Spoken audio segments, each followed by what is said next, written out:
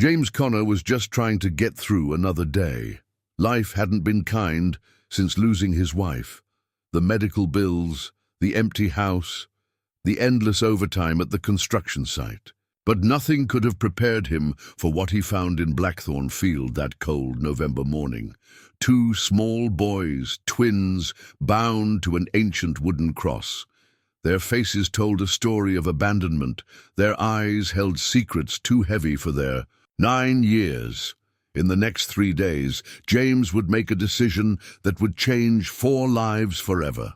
As the town's buried secrets begin to surface, one question haunts everyone. Who would leave 2 innocent boys tied to a cross, and why were they left for James to find? Before we jump back in, tell us where you're tuning in from. And if this story touches you, make sure you're subscribed, because tomorrow I've saved something extra special for you. The thermos of coffee was still warm against James's palm as he cut through Blackthorn Field. Dawn painted the November sky in shades of grey, and his breath formed clouds in the frigid air.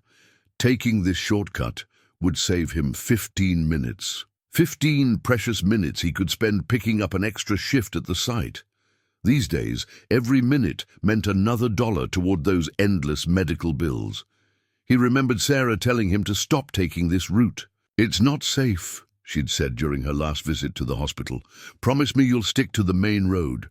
But Sarah wasn't here anymore, and promises to the dead weighed differently than promises to the living. The first thing he noticed was the silence. November mornings usually carried the sounds of sparrows and field mice, but today the field felt dead. His boots crunched through frost-covered grass, the sound unnaturally loud in the stillness. Then he saw it, a dark shape against the pale sky. At first he thought someone had erected a scarecrow, but scarecrows didn't have such clean, geometric lines. As he drew closer, the shape resolved itself into a cross, ancient wood weathered to the color of ash. James might have turned back then. Later, he would wonder what his life would have been like if he had. But he heard something, a whimper, so faint it might have been the wind. He moved closer, and the coffee thermos slipped from his numb fingers. 2 boys hung from the cross, bound with rope that looked as ancient as the wood. They were small, maybe 8 or 9, dressed in white shirts and dark pants that seemed too thin for the November cold. Their heads hung forward, dark hair obscuring their faces, but James could see they were identical. Twins. "Jesus Christ," he whispered, and the words came out like a prayer. One of the boys lifted his head. Eyes the color of amber met James's, and he saw no tears there, only a deep ancient weariness that no child should ever know. James moved without thinking, his hands already working at the ropes. "It's okay," he kept saying, though nothing about this was okay. "I've got you. You're safe now." The ropes were strange, not modern nylon or hemp, but something that felt older, rougher. They seemed to resist his efforts, and his fingers quickly became raw and bloody from the work. Memory hit him then. Sarah in the hospital, her hands, just as raw and bloody from clawing at tubes and wires. "Promise me," she'd said, "promise me you'll find a reason to keep going." The first boy fell forward as the ropes gave way, and James caught him. The child weighed almost nothing, like holding a bird with hollow bones. As James set him gently on the ground, the boy didn't run or cry out. He simply stood there, watching as James worked to free his brother. The second boy was unconscious, or near to it. When James lifted him down, he felt the child's heartbeat, too fast, like a frightened rabbit's. "Can you tell me your names?" James asked the first boy, but received only that same steady, ancient stare in response. James pulled out his phone with shaking hands, and that's when he noticed the markings. Both boys had identical birthmarks on their necks, not random splotches, but precise geometric patterns that looked almost like writing in some unknown alphabet. As he dialed 911, his eyes were drawn back to the cross. In the growing light, he could see symbols carved into the wood, the same symbols that marked the boy's skin. 911, what's your emergency? James opened his mouth to respond, but the Conscious Twin suddenly gripped his arm. The boy's touch was ice cold, but his eyes burned with intensity. "They'll come back," the boy whispered, his voice rough from disuse. "They always come back. This is 911.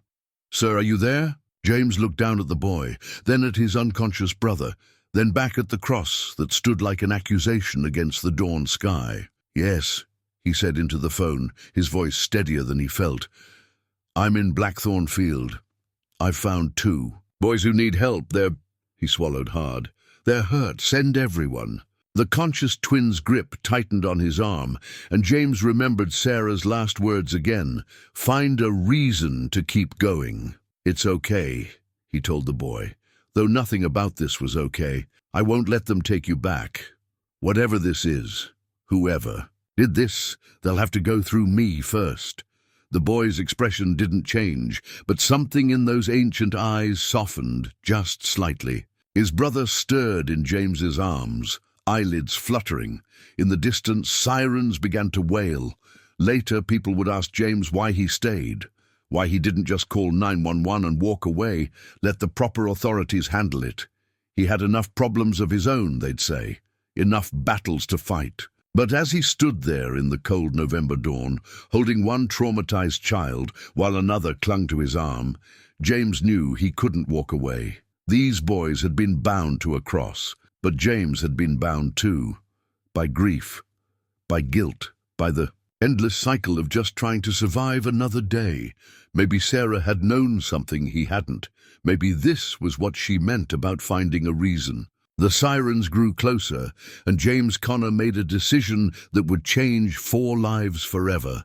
He set down his phone, shrugged off his work jacket, and wrapped it around the unconscious twin. "What's your name?" he asked the conscious boy again, gently. For a long moment, there was only silence. Then, in a voice that sounded like it was coming from very far away, the boy whispered, "Michael. He's Gabriel." Biblical names, James thought. Angels' names.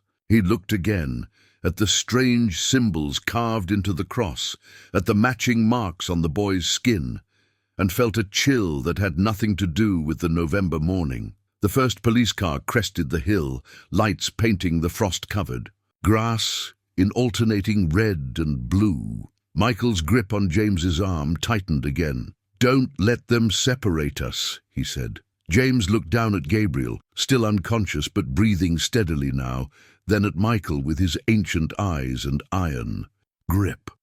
"I won't," he said, and this time it was a promise to the living. The emergency room buzzed with controlled chaos, but the small examination room where they'd placed the twins felt eerily quiet. Gabriel had regained consciousness in the ambulance, but neither boy had spoken a word since arriving at St. Mary's Hospital. They sat together on the examination table, wrapped in identical blue blankets, shoulders touching, watching everything with those unsettling amber eyes. James stood by the door, unsure of his place but unable to leave. He'd already given his statement to the police 3 times.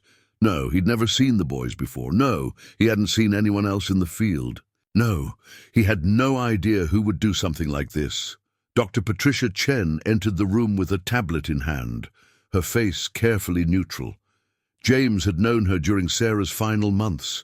She'd been one of the few doctors who'd treated them like people instead of just patients. "James," she said softly, "can we talk outside?" Michael's head snapped up, and Gabriel's fingers curled tighter into his blanket. "They stay with him," Michael said, his voice still rough but stronger than it had been in the field. Dr. Chen blinked in surprise. It was the first time either boy had spoken since arriving. She glanced at James, who shrugged helplessly. "I promised I wouldn't let them be separated," he said. The doctor studied him for a moment, then nodded. "All right, but some of this might be difficult." She pulled up images on her tablet. "The boys are severely dehydrated and malnourished. There are rope burns on their wrists and ankles, some partially healed, suggesting this wasn't the first time they were restrained." James felt sick. Michael and Gabriel watched the doctor with their unnervingly steady gaze. "The birthmarks," Dr. Chen continued, "are actually scarification. Deliberate scarring, probably done when they were very young. The patterns are unusual. I've sent photos to an expert in ritual scarification, but ritual? James interrupted. The patterns are too precise, too symmetrical to be random. And then there's this. She showed him another image. The boys' blood work results. Their blood contains traces of several unusual compounds. Some appear to be herbal, others... We're still analyzing. James looked at the twins. They stared. Back. Their expressions unreadable. There's more, Dr. Chen said quietly. We found no matches in any missing persons database. No birth records, no vaccination records, no school records. According to every official system, these boys don't exist. A social worker appeared in the doorway, a young woman with tired eyes and a folder thick with forms. Mr. Connor, I'm Angela Reeves from Child Protective Services. We need to discuss placement options for the boys. Michael stood up suddenly, the blanket falling from his shoulders. No, sweetheart, Angela said, using the gentle voice adults. Reserved for traumatized children. We need to make sure you're somewhere safe. We're safe with him, Michael said, pointing at James. Angela looked uncertainly between James and the boys. Mr. Connor has no formal foster care certification. There are protocols. They'll find us in foster care. Gabriel spoke for the first time, his voice identical to his brother's. They always do. The room fell silent. James felt the weight of multiple gazes on him. Dr. Chen's professional concern, Angela's bureaucratic uncertainty, and the twins' intense pleading stares. Who are they? Angela asked. Neither boy responded. They simply watched James, waiting. James thought about his empty house, about Sarah's last words, about promises to the living and the dead. He thought about his construction job that barely covered the medical bills, about his complete lack of experience with children, about all the logical reasons to walk away. Then he thought about those ropes, about the ancient cross in the frost-covered field, about the weariness in those amber eyes. I'll take them, he heard himself say. Angela started to protest, but Dr. Chen held up a hand. James was a registered caregiver for his wife during her illness. He has experience with medical monitoring, which these boys will need. His house is already in our system from the home healthcare evaluations. But, Angela began, and I'm willing to certify this as an emergency placement, Dr. Chen continued. Given the unusual circumstances and the boys' clear preference, it might be the best option. Temporarily, at least. James watched the twins exchange a look. Something passed between them, silent but significant. Angela sighed, flipping through her folder.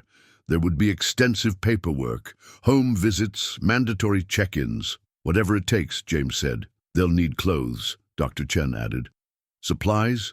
School evaluations eventually, James thought. Of his nearly empty bank account, and nodded. I'll figure it out. Mr. Connor, Angela said, her voice gentler now, are you sure about this? These boys have clearly been through severe trauma.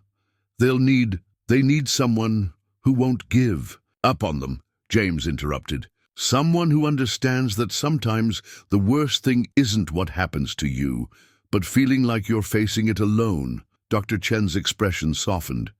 She'd been there during Sarah's final days. She knew what he meant. The social worker looked at her forms again, then at the twins who hadn't taken their eyes off James. I'll need you to sign some preliminary paperwork, and we'll need to schedule an immediate home inspection. Michael and Gabriel stood together, letting their blankets fall. In the fluorescent hospital lights, the scars on their necks seemed to shimmer slightly, like writing in an alphabet that kept shifting just at the edge of comprehension. We should tell him, Gabriel said to Michael. Michael shook his head. Not yet. He's not ready. Tell me what? James asked. But the boys had lapsed back into silence, their amber eyes holding secrets that James couldn't begin to understand. I'll get the forms, Angela said, heading for the door. And I'll start their discharge paperwork, Dr. Chen added, though I want to see them back here in 3 days for follow-up. James found himself alone with the twins again. They stood before him, small and vulnerable in their hospital gowns, yet somehow ancient and knowing in their steady gaze. Thank you, Michael said simply. For what? For keeping your promise, Gabriel answered. James looked at these two impossible boys. Boys who officially didn't exist, who carried ritual scars and chemical mysteries in their blood, who spoke like adults trapped in children's bodies. You know this is crazy, right? He said. Me taking you home. The twins smiled for the first time, small, sad smiles that made them look even older. Everything about us is crazy, Michael said. But you're not afraid, Gabriel added. Not of you, James agreed. But I'm terrified of messing this up. The twins stepped closer, each taking one of his hands. Their touch was warmer now, more human than it had been in the field. You won't, they said in unison. You're the one we've been waiting for. James's house felt different with children in it. The silence that had haunted him since Sarah's death was replaced by the soft sounds of movement, quiet footsteps, whispered conversations between the twins, the rustle of the new clothes they'd picked up at the department store on their way home. He'd given them Sarah's old craft room, now stripped bare except for two hastily purchased twin beds.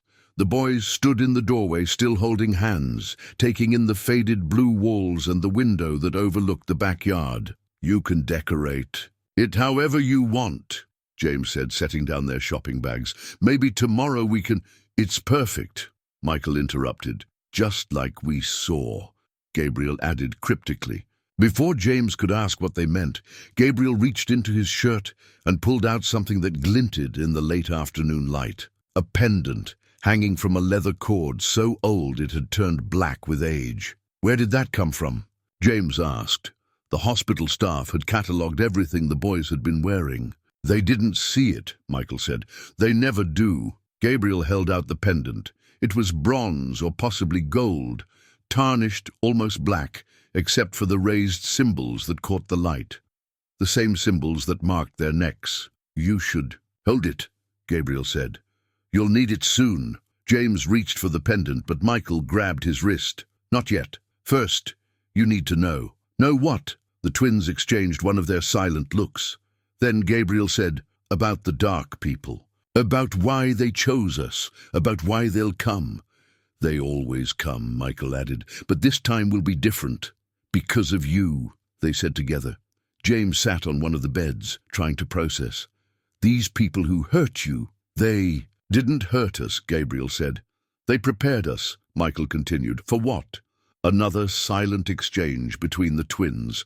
Then Gabriel pressed the pendant into James's hand. The metal was impossibly warm, like it had been sitting in sunlight, despite being hidden under the boy's shirt. The moment his fingers closed around it, James gasped. Images flooded his mind.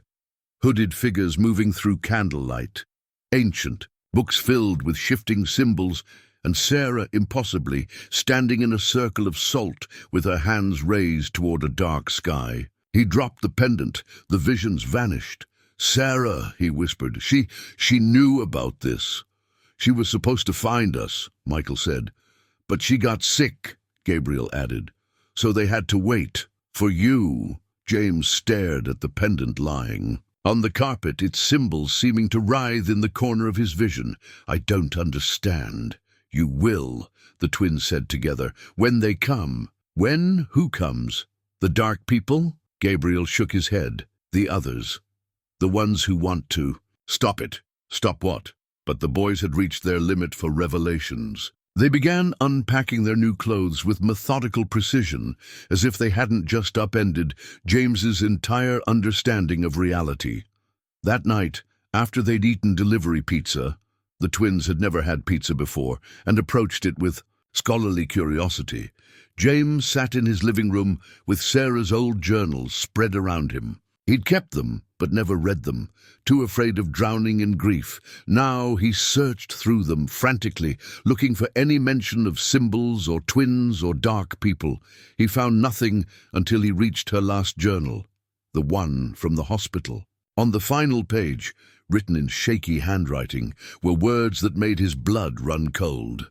They'll bring the twins to the cross. When they do, save them all.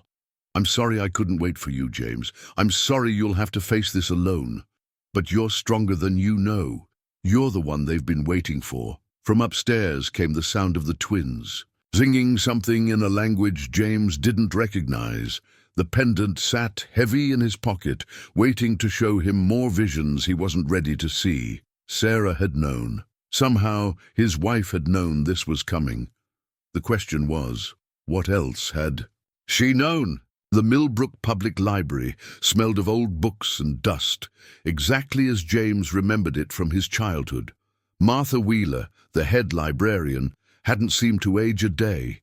Her silver hair still pulled back in a tight bun, her eyes sharp behind wire-rimmed glasses. "Missing twins," she repeated, frowning at his question.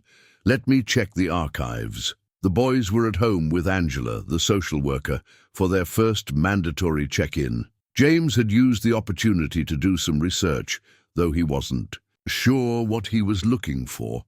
Martha returned, pushing a cart of old newspapers. "Funny you should ask about twins. Every 30 years or so we get a case. Always the same pattern. Twins around 8 or 9 years old disappear for a few days, then turn up with no memory of where they've been." James's throat went dry. "When was the last time?" Martha pulled out a yellowed newspaper. 1994. "The Richardson twins. Found in Blackthorn Field, actually. Same place you found your boys." The headline read, "Missing twins found. Mystery continues." Below was a photo of 2 boys with familiar amber eyes. And 30 years before that? Martha nodded, producing another paper from 1964. "The Chen twins, also found in Blackthorn Field, and in 1934, the Sullivan twins. Same location." James studied the old photographs. Different faces, different names, but always the same eyes. Always that ancient knowing look. What happened to them, the other twins? Martha's expression darkened. They disappeared again, all of them, on their 18th birthday. No trace was ever found. James felt the pendant burn against his chest where he'd hung it this morning. Were there ever any marks on their necks? Martha's hand trembled slightly as she pulled out one final article, this one from a week after the Richardson twins' disappearance in 1994. "You mean like these?" The grainy photo showed exactly what James feared, the same geometric patterns that marked Michael and Gabriel. "Martha," he said carefully, "did you know my wife before she got sick?" The librarian's eyes widened slightly. She glanced around the empty library before whispering. She was researching the same thing, the pattern, the marks.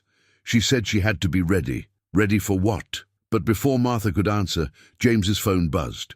A text from Angela. "Come. Home now. Something's happened." When James arrived home, he found a police car in his driveway. Angela met him at the door, her face pale. "Someone left this," she said, holding out a piece of paper. "The boys say it was slipped under the door, but I didn't hear anything." The note was written in what looked like dried brown ink, the letters twisted and ancient. "The wheel turns. The pattern holds. Return what was taken or pay the price." "The boys won't say anything else," Angela added. "They just keep watching the windows." James found Michael and Gabriel in their room, sitting cross-legged on their beds, facing each other in perfect mirror images. "They found us faster this time," Michael said without looking up. "Because of her," Gabriel added. "Who?" "Your wife," they said together. "She disrupted the pattern by dying, by choosing you," Michael corrected. The pendant burned against James's chest again, and this time he let the vision come. He saw Sarah standing in a circle of candles, her hospital gown replaced by robes, covered in familiar symbols. She was arguing with shadowy figures. "He's the one," she insisted. "He'll break the wheel." The vision faded, leaving James with more questions than answers. But one thing was clear. Whatever was coming for the twins had been waiting a very long time. And Sarah had known he would be the one to stop it. The first signs that something was different about the twins came during breakfast, 3 days after they'd moved in. James was attempting to make pancakes. Sarah had always been the cook, when he noticed the salt shaker sliding across the table without anyone touching it. Michael caught it before it fell. "Gabriel," he said quietly. "Control." His brother blinked, and the other condiments stopped their subtle movements. James set down the burnt pancakes. "How long have you been able to do that?" "Since the marking," Michael said, touching the scars on his neck. "But we're not supposed to," Gabriel added. "Not unless necessary." Necessary for what? The twins shared one of their looks. "Protection," they said together. That afternoon, Madame Rosa from the New Age shop down the street appeared on James's doorstep. She was a small woman with silver-streaked black hair and eyes that seemed to see straight through you. "They told me you found them," she said without preamble. "The spirits have been restless." Before James could respond, the twins appeared behind him. "She has the sight," Michael said. "She can help," Gabriel added. Madame Rosa pulled a velvet bag from her pocket. "Protection charms, blessed by 3 generations of my family." She pressed it into James's hands. "Hang them in the doorways, all of them." "I don't understand." "You will."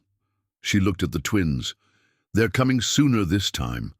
The cycle is accelerating." That evening, as James hung the strange metal charms, each inscribed with symbols unsettlingly similar to the ones on the twins' necks, he noticed shadows moving oddly on his street. They seemed to gather around his house, reaching with dark fingers before retreating from the charm-protected doors. The boys refused to attend regular school. Too dangerous, they said. So James began homeschooling them. They already knew advanced mathematics and could read in several languages, including some James didn't recognize. But they had gaps in their knowledge that made no sense. They'd never heard of television, couldn't understand the concept of playgrounds, and approached every modern convenience with suspicious fascination. "What exactly did they teach you?" James asked one day during a history lesson. "The old ways," Michael said. "The true ways," Gabriel clarified. "The ways that keep the darkness at bay," they finished together. James was beginning to notice how the community divided itself around the twins. Some neighbors brought casseroles and offered help, their eyes bright with an almost religious fervor. Others crossed the street to avoid passing his house, making signs against evil when they thought no one was watching. Martha from the library brought more articles, not just about missing twins, but about strange phenomena that seemed to follow each pair. Electrical disturbances, unexplained lights, animals acting strangely, the same phenomena that were now happening around his house. James lost his construction job when the foreman found him sleeping at his post. He hadn't told anyone about the nightmares that kept him awake, about the visions that came more frequently now, showing him fragments of past and future that he couldn't quite understand. But somehow money appeared in his account each week. "The order provides," the twin said when he asked, but wouldn't explain further. One night, he found them in their room, sitting in a circle of salt, chanting in that strange language. The air crackled with electricity, and their eyes glowed like molten gold. "Stop!" he commanded, and they did, the power dissipating like mist. "We have to practice," Michael said. "For what's coming," Gabriel explained. "And what exactly is coming?" "The others," they said, "the ones who think we're too dangerous to live." James thought about the moving shadows, the strange symbols, the mysterious order that apparently funded them. "Are they right?" The twins looked at him with their ancient eyes. "That depends," Michael said. "On what?" "On whether the wheel turns," Gabriel answered. "Or breaks," they finished together. Later that night, James found another note, this one burning with cold fire on his doorstep. "The children must be cleansed. The pattern must hold. Last warning." He showed it to Madame Rosa the next morning. She added more charms to his collection. Crystal pendants wrapped in copper wire, bags of herbs that smelled of sage and something older. "They're getting desperate," she said. "The wheel is wobbling. Your wife saw it coming." "What did Sarah have to do with all this?" Madame Rosa touched the pendant he still wore. "She was a guardian, like her mother before her. They watch for the signs, protect the chosen ones. When she knew she was dying, she chose you to take her place." "Why me?" "Because you understand loss, because you know that sometimes the greatest power comes from being broken and choosing to go on anyway." She pressed another charm into his. hand. And because you love purely without condition, the twins need that more than any magic. That evening, as storm clouds gathered unnaturally fast over his house, James watched the twins playing chess. They moved the pieces without touching them, carrying on a conversation without speaking. Power crackled around them like static electricity. They were impossible children, carrying an impossible burden. Yet when they looked up and smiled at him, real smiles, childlike and pure, he knew he would protect them with his life. Sarah had chosen him for this. Somehow she'd known he would be the one to either maintain the pattern or break it completely. The question was, which would cause more damage? Thunder cracked overhead, and in the brief flashes of lightning, James saw figures moving in the shadows of his yard. The protection charms hummed with energy. The twins stopped their game. "They're here," Michael said. "The first ones," Gabriel added. "The easy ones," they finished together. James touched the pendant, accepting the vision it offered.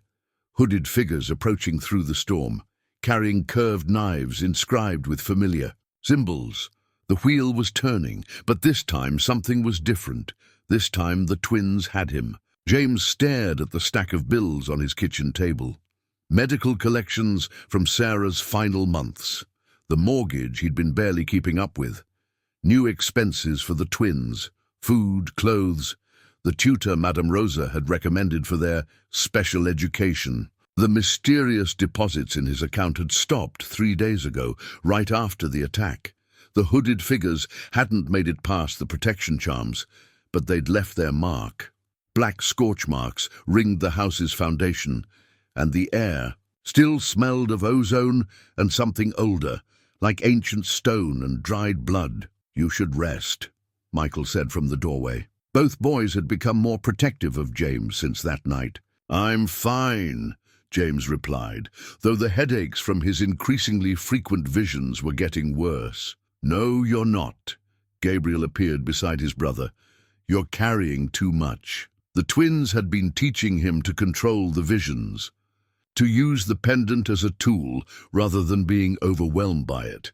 But each glimpse into the past or future took its toll. A knock at the door made them all tense. James checked the nearest protection charm. It hummed quietly, not the urgent vibration that signaled danger. Angela stood on his porch, looking more worried than usual.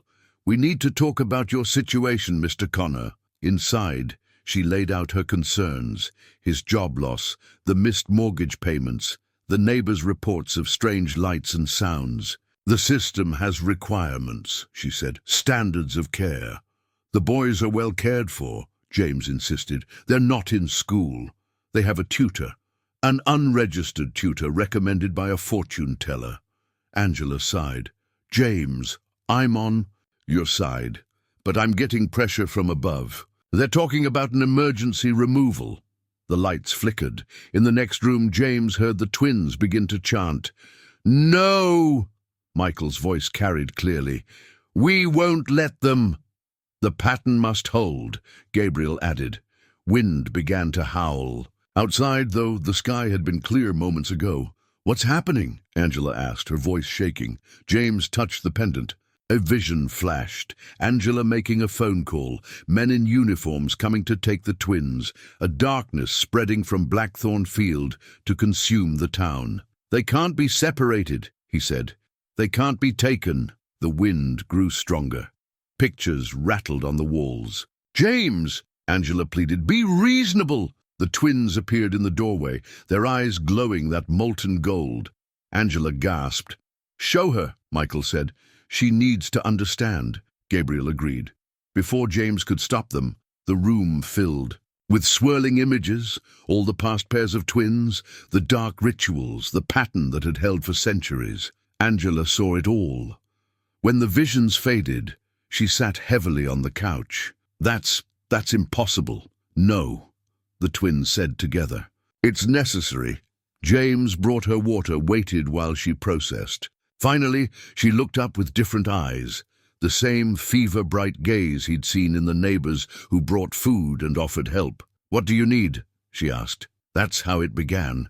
Angela's reports became glowing reviews of the boys' progress. She connected James with resources, support programs, emergency assistance funds. The neighbors who understood, who'd seen what the twins really were, formed a network of protection and support. But the attacks continued, dark figures testing the boundaries of Madame Rosa's charms, strange symbols painted on the sidewalk in substances James didn't want to identify. Each intrusion drove more regular neighbors away, until the only people left on their street were those who knew, those who'd been chosen to know. The twins' powers grew. Objects moved at their whim. They spoke in minds as easily as with voices. Sometimes James would find them floating several inches above their beds while they slept. They taught him too, showing him how to use the pendant, to see more clearly, how to recognize signs and portents. The headaches lessened as he learned control, but the weight of knowing, of seeing, settled into his bones. "Sarah carried it better," Michael said one night as they practiced. "She was born to it," Gabriel explained, "but you're learning faster than expected." James thought of his wife, wondering how she'd hidden this other life from him. The pendant showed him glimpses. Sarah slipping out at night to attend secret meetings, practicing her own abilities in hidden places, watching for signs of the next twins. The medical bills kept coming. Collection agencies called daily. The mortgage company sent final notices. Then Martha from the library brought him a key.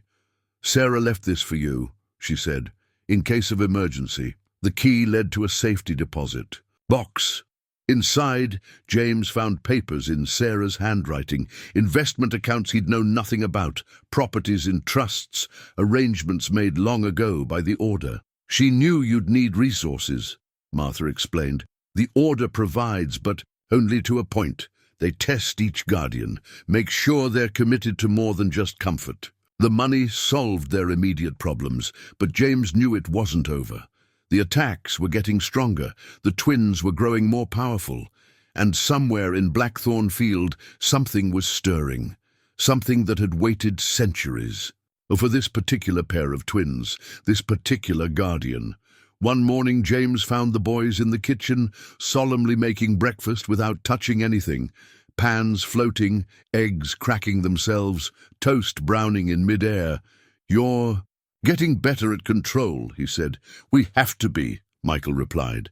"Time's running out," Gabriel added. "For what?" They turned to him with their ancient eyes. "The wheel," they said together. "It's speeding up." "Sarah saw it coming," Michael said. "That's why she chose you," Gabriel continued. "Because when it breaks, everything changes." James touched the pendant, but for the first time it showed him nothing.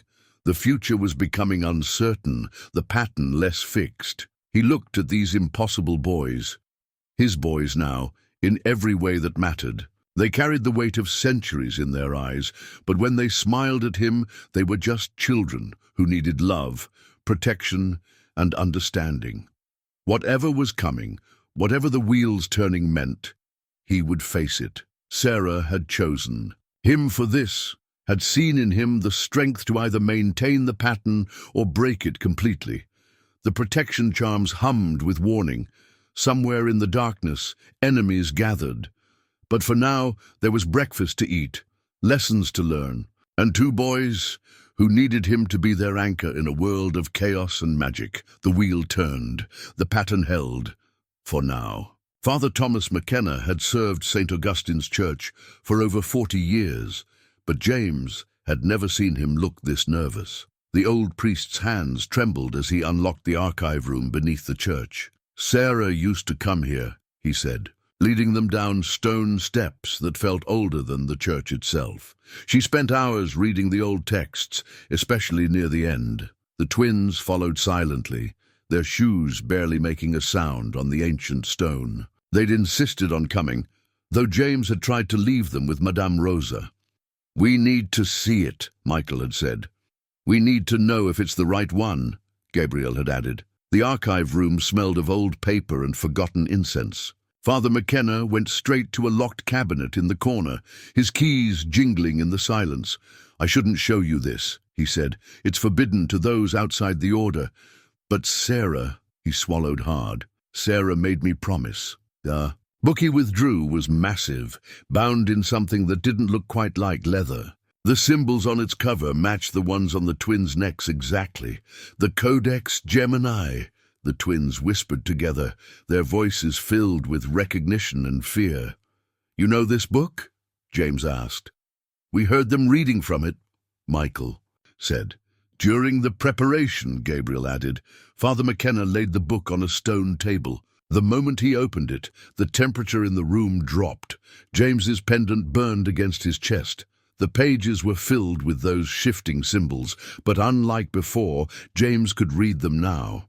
The pendant translated the ancient script into modern English in his mind. "In pairs they shall come," he read aloud, "marked by the old signs, bearing the power of the space between spaces. And in their 18th year they shall face the choice that binds or breaks the wheel of time itself." "It's true then," Michael said softly. "We're the last pair." Gabriel finished. Father McKenna nodded gravely. "Sarah found the pattern. Every 30 years the twins are found. Every 30 years they vanish on their 18th birthday. But this pair," he looked at Michael and Gabriel, "this pair is different." "How?" James asked, though part of him already knew. The priest turned to a page marked with a ribbon. Sarah's ribbon, James realized, recognizing the pattern she'd always worn in her hair. "Because of their guardian," Father McKenna read. "The one who breaks tradition, who chooses love over duty, sacrifice over pattern. Through them, the wheel may finally break." "Sarah broke tradition by choosing me," James said. "Didn't she? Guardians are supposed to be born to the order, trained from childhood like she was. But Sarah saw something coming, something that required a different kind of strength." The twins moved to stand on either side of James, each placing a hand on the book. The symbols began to glow faintly. "She died too soon," Michael said. "Before she could tell you everything," Gabriel continued. "But she left signs, clues, for when you were ready." James touched the pendant again, letting the vision come. He saw Sarah in this very room, heavily pregnant, speaking with Father McKenna. "The order is wrong," she was saying. "The pattern isn't meant to hold, it's meant to break. That's why the twins keep coming, not to maintain the wheel, but to find someone strong enough to stop it." The vision shifted. Sarah, now sick in her hospital bed, writing frantically in her journal, the same journal he'd found that first night with the twins. "The Order thinks maintaining the pattern protects the world," she wrote. "They don't understand. Each turn of the wheel costs 2 more children. Each pair of twins sacrificed to keep the darkness at bay. But it's not working anymore. The darkness grows stronger. The wheel turns faster. It has to end." The vision faded. James looked at the twins, really looked at them, seeing past their ancient eyes to the children beneath, children who had been prepared for sacrifice their entire lives. "What happens on your 18th birthday?" he asked. "Where do the twins go?" Father McKenna closed the book gently. "The space between spaces. The Order believes their power is needed there to maintain the barriers between this world and the next. Without the twins' sacrifice every 30 years, they say the darkness would overwhelm us all." "But Sarah didn't believe that," James said. "No, she believed the sacrifices were feeding the darkness, not fighting it. That's why she chose you, someone outside the Order, someone who would question the pattern rather than blindly maintain it." The twins' hands tightened on James's arms. "We see things," Michael said. "When we sleep," Gabriel continued. "The other pairs, they're waiting, are trapped, calling." James felt the truth settle into his bones. "They're not gone, are they? All those other twins. They're somewhere in between, waiting to be freed." Father McKenna's face was grave. "If Sarah was right, then yes.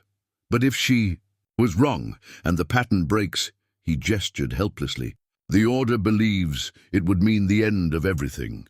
"They'll try to stop you," Michael said. "They'll try to take us," Gabriel added, "before you can break the wheel." James looked at the book, at the priest, at these impossible boys who had become his responsibility, his family. "Let them try," he said. Outside the church, storm clouds gathered unnaturally fast. The protection charms around James's neck hummed with warning. The wheel was turning, but this time it turned towards something new.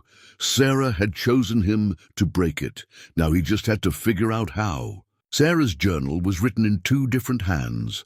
The first was the one James knew, neat, precise lettering that detailed her daily life. But between these entries, hidden in the margins and sometimes written in spiraling patterns around, the pages was another hand, feverish, urgent, written in the ancient script that only the pendant could translate. James sat in Sarah's old study, the twins cross-legged on either side of him as he read the hidden messages aloud. "The Richardson twins spoke to me today," one entry read. "Not the ones from '94, they're long gone, but their echoes. They showed me what waits in the space between. It's not darkness we're holding back.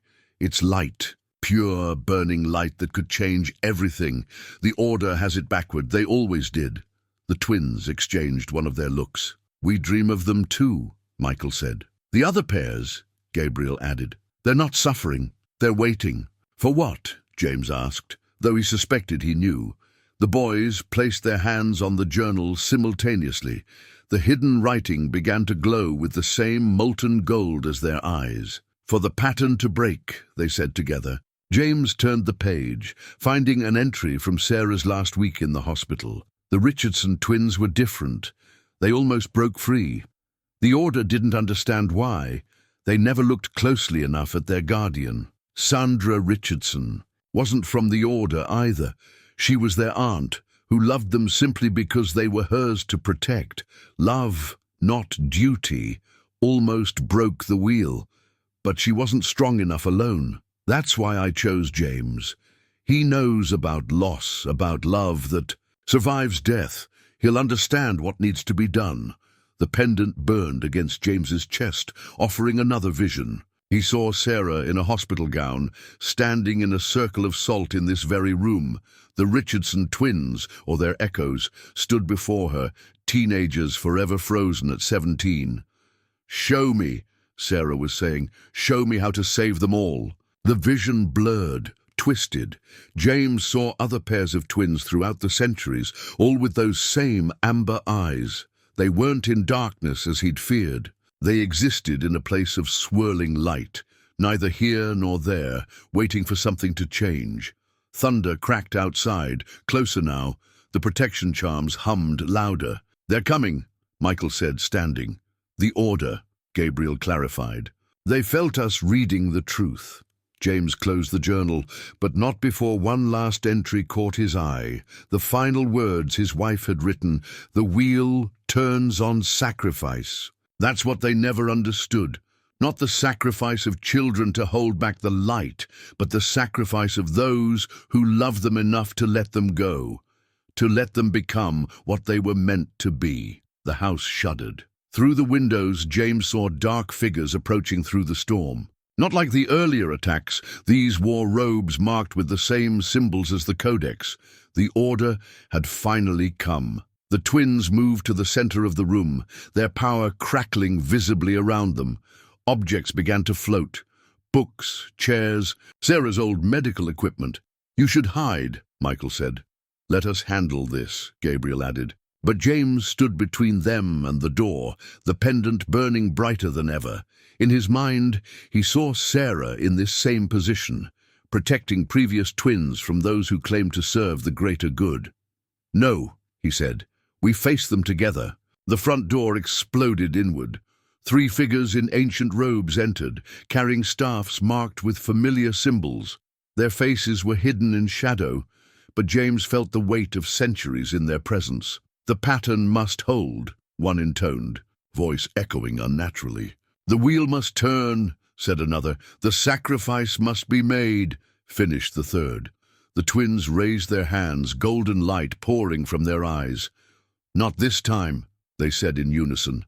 The room erupted in chaos. Light battled shadow. Ancient symbols flared and died. James felt power course through the pendant, showing him what needed to be done. Sarah had left him everything he needed.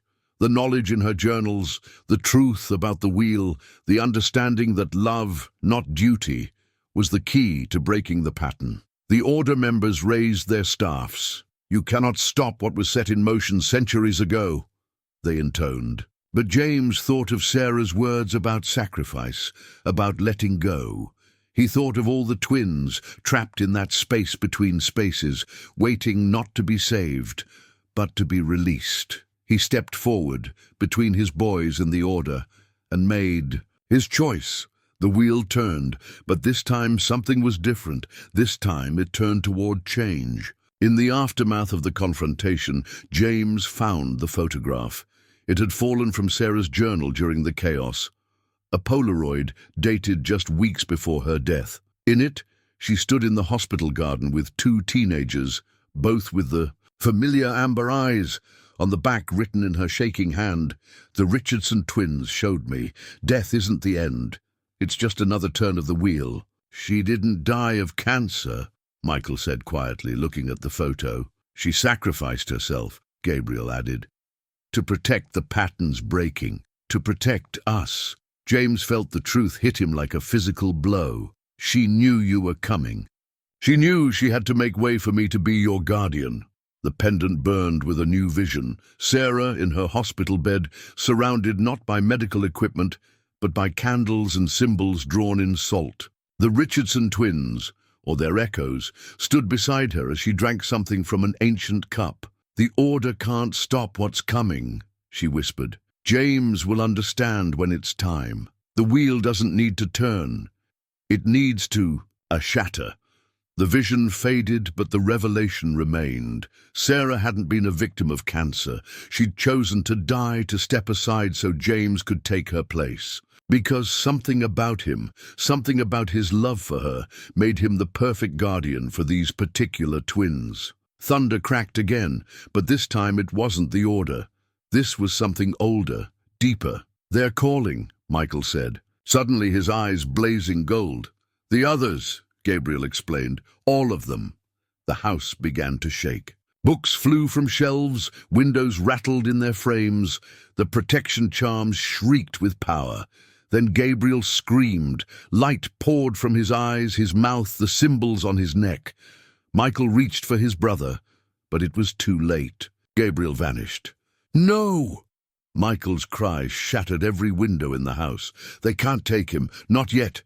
We're not ready." James grabbed the boy as he tried to fade too, following his twin into that space between spaces. The pendant burned so hot it almost melted. "Sarah," he whispered, "help me understand." The final vision came.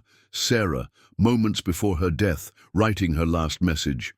"When they take the first twin, don't fight it. That's what every guardian before got wrong. The separation isn't the end, it's the beginning of the breaking. Let him go, James. Let the wheel turn one last time." Michael sobbed in James's arms, his power flaring wildly. "I can feel him. He's with the others. They're all there, all the pairs, waiting." "For what?" "For you," Michael said. "For what?" "You'll choose." Outside, the storm reached impossible intensity. Inside James's heart, understanding dawned with terrible clarity. The wheel needed one last sacrifice, but not the twins. This time, it needed the guardian. The DNA results arrived by courier the next morning. Another of Sarah's careful preparations set in motion months before her death. Michael sat beside James at the kitchen table as he opened the envelope, both of them trying not to look at Gabriel's empty chair. "She knew," Michael said quietly, "about the blood tie." James pulled out the report with trembling hands. The pendant throbbed against his chest as he read, each word confirming what Sarah had known all along. The twins weren't just random children, chosen by the order. They were his and Sarah's. "We were born in the space between," Michael explained, his voice ancient and young at once. "From the light and the dark, from love and sacrifice. Each pair of twins comes from their guardians, but the order hides the truth. They take the babies, raise them in secret, prepare them for the wheels turning." The report laid out the genetic proof in stark black and white. But it was the attached note in Sarah's handwriting that made James's heart stop. "My darling, if you're reading this, then you know. They're ours. The pregnancy wasn't lost, they were taken. I found them just before my death, but I couldn't save them alone. The Order's power was too strong, but you can. You have what I never did, the strength to break the wheel completely, because you love purely, without the Order's centuries of duty and tradition clouding your heart. That's why she chose to die," Michael said. "So you could find us. So you could make the choice she couldn't." "What choice?" "To sacrifice everything." Michael's eyes glowed. "The Order demands the twin sacrifice. But that was never what the wheel wanted. It wants the Guardian's willing sacrifice, a parent's choice to give everything for their children." The house shuddered. In the space where Gabriel should be, light began to leak through, pure and blinding. "He's calling," Michael whispered. "Gabriel, all of them are. The other pairs, the other Guardians who never knew the truth. They're waiting for you to choose." James looked at the DNA results again. His sons, his and Sarah's sons, stolen by the Order, prepared for sacrifice. No wonder Sarah had been so certain he was the one to break the wheel, because what wouldn't a father give to save his children? The pendant flared with one final vision. Sarah in her hospital bed, smiling. "Love them enough to let them go," she whispered. "Love them enough to take their place." The light grew stronger, the wheel turned faster, and James Connor, construction worker, widower, father, made his choice. The ancient map lay spread across Sarah's desk, its parchment crackling with age. Father McKenna had brought it from the church archives, the original survey of Blackthorn Field, drawn centuries ago when the wheel first began to turn. "The crosses were never random," the priest explained, pointing to marked locations. "They form a pattern, a gateway." Michael traced the lines between the marked points, his finger leaving trails of golden light. Each pair in the same places, over and over. "But why Blackthorn Field?" James asked, touching the pendant. "Because it's thin here," Madame Rosa answered from the doorway. She entered carrying an armful of new protection charms. The space between spaces bleeds through more easily. The map began to glow where Michael touched it, revealing more symbols hidden beneath the surface. They matched the ones on his neck, on the pendant, in the codex. "Gabriel's there," Michael said, pointing to the center of the pattern, "where the light is strongest." "With the others?" James asked. "All of them, all the pairs, all the Guardians who weren't strong enough to break the wheel." Michael looked up at his father. "They're waiting for you." Angela arrived with Martha. From the library, both carrying old books and papers, the network of allies Sarah had built was coming together, preparing for whatever would happen next. "The Order will try to stop you," Martha warned. "They believe maintaining the pattern is the only way to protect the world." "They're wrong," Michael said. "They always were." James studied the map, remembering Sarah's words about sacrifice and letting go. The pendant showed him glimpses of the space between, not darkness as the Order claimed, but pure, burning light waiting to be released. "How long do we have?" he asked. "Until midnight," Father McKenna said, "when the moon reaches its apex over the field." "The wheel turns fastest then," Madame Rosa added. "The gateway will open." Michael's power flared suddenly, books and papers swirling around him. "Gabriel's getting weaker. The light, it's too much for one twin alone." James felt it too, a pulling sensation through the pendant, like the space between was calling him. His son needed him. Both his sons needed him. "What happens if the wheel breaks?" he asked. The room fell silent. Finally, Father McKenna spoke. "The Order believes it would mean chaos. The end of the pattern that's protected us for centuries." "But Sarah believed differently," Martha said. "She found older texts, records from before the Order. They spoke of transformation, not destruction. The light isn't meant to be contained," Madame Rosa added. "It's meant to change everything." Michael raised his hands, and an image formed.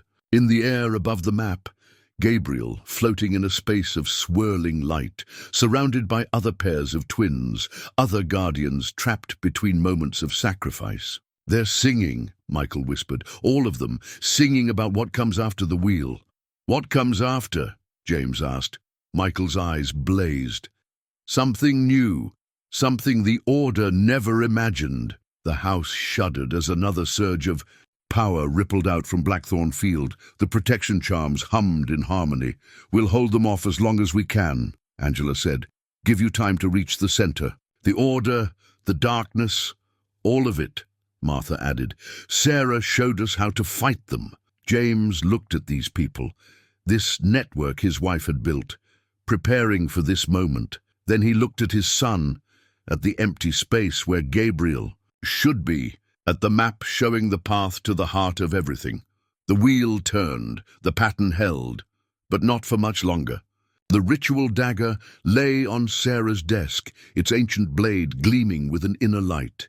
The symbols etched into its surface matched the ones on the twins' necks, on the pendant, in the codex. "She left it for you," Father McKenna said. "The Order uses it to bind the twins to the wheel, but Sarah discovered its true purpose.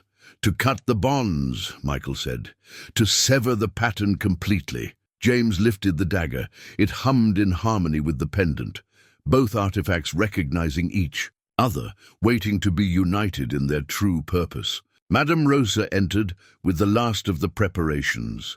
Herbs burned to ash, salt blessed under a full moon, pieces of the original cross where the twins had been bound. "The Order's forces are gathering," she reported. "They know what's coming, what you plan to do." Through the windows, James could see dark figures assembling at the edges of Blackthorn Field. Their robes billowed in a wind that affected nothing else, their staffs glowing with contained power. "How many?" he asked. "All of them," Martha answered, from her position by the map. "Every member from every corner of the world. They've never faced a threat like this before." "Because no guardian ever knew the truth," Michael said, "about the twins, about the sacrifice, about what the wheel really wants." Angela arrived with the last piece, Sarah's hospital records, showing the truth about her death. Not cancer, but a ritual designed to pass her power, her knowledge, her purpose to James. "The timing has to be perfect," Father McKenna explained. "When the moon reaches its apex, the gateway will open. The space between spaces will be accessible." "But the Order will try to maintain the pattern," Madame Rosa warned. "They'll attempt to capture Michael, to complete the pair. The wheel must have twins to turn." Michael's power flared, objects floating around him in agitation. "Gabriel's calling. The light. It's almost ready." James felt it too, a pulling sensation through the pendant, like reality itself was growing thin. In his mind he could hear singing, countless voices raised in ancient harmony. "What do I do?" he asked. "When the moment comes?" Father McKenna opened the codex to a page Sarah had marked. "The dagger severs bonds, but it needs a focus. Something that connects past and present, parent and child, sacrifice and salvation." James touched his wedding ring, the one Sarah had placed on his finger, the one she'd worn until her death. "Will this work?" The priest nodded. "A symbol of eternal love, worn by both guardians." "Yes, but you need to understand the cost," Madame Rosa said quietly. "Breaking the wheel, it's not just about sacrifice, it's about transformation. When the pattern breaks," Michael explained, "everything changes. The Order, the world, even us." He looked at his father with ancient eyes. "We won't be the same. None of us will." "And if it doesn't work?" James asked. "Then the wheel claims us all," Martha said. "The twins, the guardians, everything. The Order believes that would mean the end of the world." "But Sarah believed differently," Angela added. "She believed it would mean a new beginning." Thunder cracked overhead, though the sky was clear. The protection charms hummed louder, sensing the gathering power. Michael suddenly stiffened, his eyes blazing gold. "They're ready," he whispered. "All of them, the twins, the guardians, the light itself. They're waiting for the last sacrifice." James looked at these people, this network of allies, his wife. had gathered, each playing their part in her final plan. Then he looked at his son, at the empty space where Gabriel should be, at the dagger that would either save or end everything. "Sarah knew," he said quietly. "She knew I'd choose this." "Because you love purely," Michael replied. "Without duty, without tradition. Just love." The Order's forces grew stronger, their dark power pressing against the protection charms. The wheel turned faster, reality growing thinner by the moment. James gripped the dagger in one hand, the pendant in the other. His wedding ring caught the light, ready to become the focus of everything.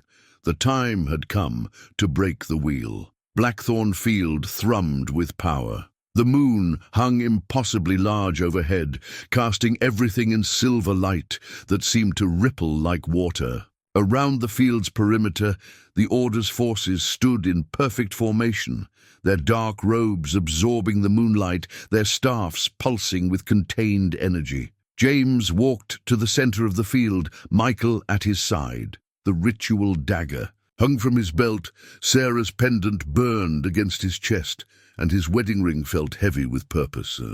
In his mind, he could hear them now, all the trapped twins, all the lost guardians, their voices rising in that ancient harmony.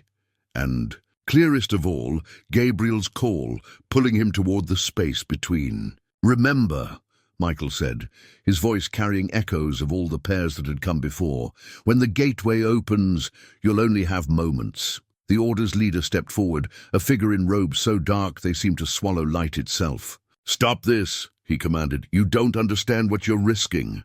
"No," James replied. "You don't understand. Sarah showed me the truth. The wheel doesn't protect us from darkness. It prevents the light from changing everything, as it was meant to do."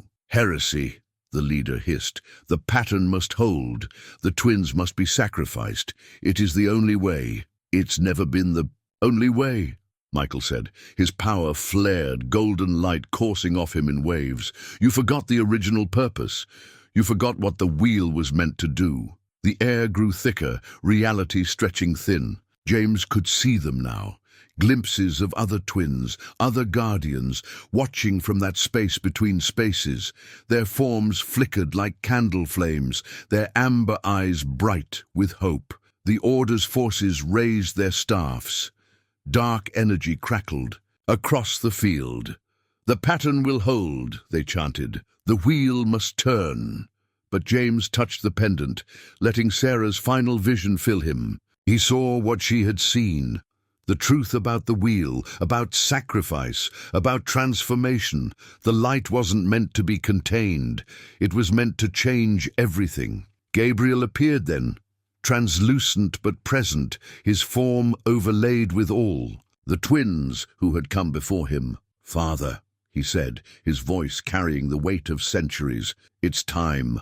The Order attacked. Dark energy surged across the field, but Michael raised his hands, meeting it with pure light.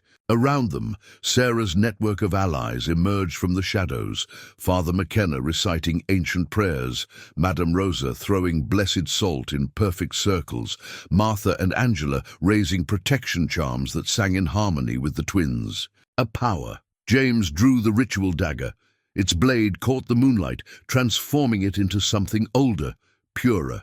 "The wheel turns on sacrifice," he said, remembering Sarah's words. "Not the sacrifice of children to hold back the light, but the sacrifice of those who love them enough to let them go." He removed his wedding ring, the symbol of his love for Sarah, of her sacrifice, of everything that had led to this moment.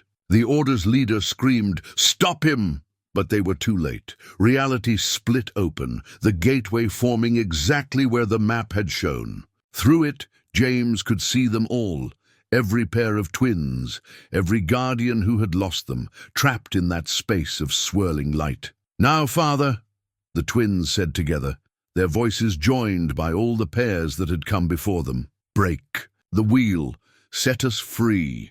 James raised the dagger, his wedding ring suspended in the air before him. The moment of sacrifice had come, and James Connor, construction worker, widower, father, guardian, made his final choice. The ritual dagger descended in a perfect arc, splitting James's wedding ring in two. The moment the blade struck, everything changed. Light exploded from the broken ring, pure and blinding. The pendant at James's chest shattered, its power joining. With the rings, reality cracked like glass, the space between spaces pouring through. "No!" the Order's leader screamed. "The pattern must hold!" But the wheel was already breaking. James felt himself being pulled apart, not painfully, but like waking from a deep dream. He saw Sarah in that moment of transformation, her hospital room becoming a place of light, her sacrifice making this moment possible. Gabriel solidified first, stepping fully into reality. Then came the others, pairs of twins from every generation, their amber eyes bright with freedom. Behind them came the guardians, those who had been trapped by duty and tradition, now released by love and sacrifice. Michael's power joined with his brothers, their light meeting the light from the broken ring. The Order's darkness couldn't stand against it. Their staffs crumbled to dust, their robes dissolving like smoke. "Father," the twins said together, reaching for James as he began to fade. "Don't be afraid. The world has to change," Gabriel said. "Everything has to transform," Michael added. "Including you." They finished together. James understood then what Sarah had known all along. The wheel wasn't meant to turn forever. It was meant to break, to release the light that would change everything. And the final sacrifice wasn't death, it was transformation. He felt himself becoming something else, something between guardian and light, parent and power. Around him, the Order's members fell to their knees as understanding replaced centuries of doctrine. Father McKenna's voice rose in a new prayer, one that had never been spoken before. Madame Rosa's protection charms transformed into beacons of light. Martha and Angela watched in wonder as reality reshaped itself. The trapped twins began to sing, their ancient harmony now a song of transformation. Each pair joined with their guardians, becoming something new, something that bridged the space between spaces. "Sarah," James whispered as the change took him. "You knew? You always knew." His wife's voice answered from everywhere and nowhere. "Love breaks all patterns, my darling, even the oldest ones." The wheel shattered completely. Light flooded the world, not destroying but transforming. The Order's darkness became understanding. Their fear became acceptance. Their duty became love. James reached for his sons, not just Michael and Gabriel, but all the twins who had been lost, all the children who had been sacrificed to maintain a pattern that was always meant to break. "The world will be different now," the twins said, their voices carrying the weight of completion. "Better," James answered, becoming light and love and guardian all at once. The wheel had turned for centuries, powered by sacrifice and duty. But in the end, it was broken by something simpler and stronger. A father's love for his children, a husband's understanding of his wife's sacrifice, a guardian's willingness to transform rather than maintain. And in that breaking, everything changed, everything healed, everything began anew. The light of transformation swept outward from Blackthorn Field, touching everything, changing nothing that wasn't ready to change. The world shifted quietly, making space for magic and wonder and love without duty. James held his sons as they all became something new together. Around them, other guardians joined with their twins, families reuniting across centuries of separation. The wheel was broken, the pattern was ended, the light was free. And in that freedom, James Connor found what Sarah had promised all along, not an ending, but a new beginning. Not death, but transformation. Not loss, but eternal connection. The space between spaces became a bridge rather than a barrier, and love became the power that held everything together, just as Sarah had known it would, just as it was always meant to be. The first dawn after the wheel broke was unlike any before it. The sun rose over Blackthorn Field, its light mingling with the transformative power that still shimmered in the air. Where the Order's dark forces had stood, gardens of impossible flowers now bloomed, their petals catching and reflecting the new light. James sat on his front porch, changed but still himself, watching his sons play in the yard. Michael and Gabriel moved objects with casual waves of their hands, their power now free and joyful, rather than bounded by ancient rules. Around them, the air sparkled with possibilities. Other families came to visit, former Order members, with their own freed twins, their dark robes replaced by normal clothes, their faces bright with understanding rather than shadowed by duty. They brought food, laughter, and stories of how the world was quietly transforming. Father McKenna had reopened the church, its doctrine shifted to embrace both light and shadow.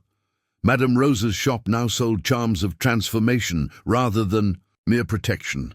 Martha and Angela helped other families navigate their new reality, and in every quiet moment, James felt Sarah's loving presence, her sacrifice creating the foundation for this new world. 1 month into the new reality, James watched his sons board the school bus for the first time. They could have chosen to stay with private tutoring, but the twins had insisted on experiencing normal life. Or as normal as life could be when you could move objects with your mind and occasionally glimpse other dimensions. Their classmates had accepted them with the easy adaptability of children. In this new world, magic wasn't hidden, but simply another part of life, like electricity or gravity. The twins' amber eyes no longer seemed strange, but simply special, like having red hair or being good at math. The house had changed too.